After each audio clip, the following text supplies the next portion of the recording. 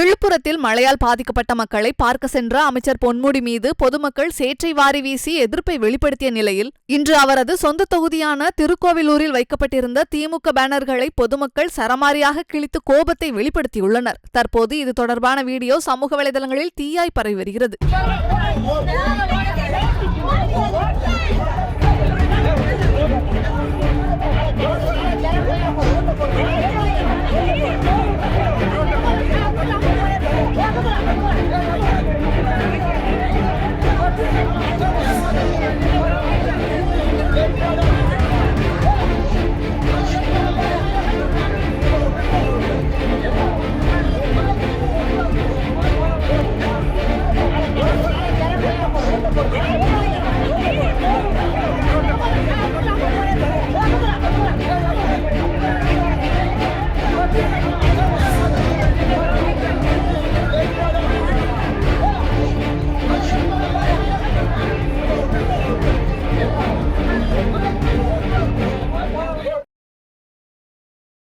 செய்திகளை உள்ளது உள்ளபடி தெரிந்து கொள்ள ரெஃப்ளெக்ட் நியூஸை சப்ஸ்கிரைப் பண்ணுங்க.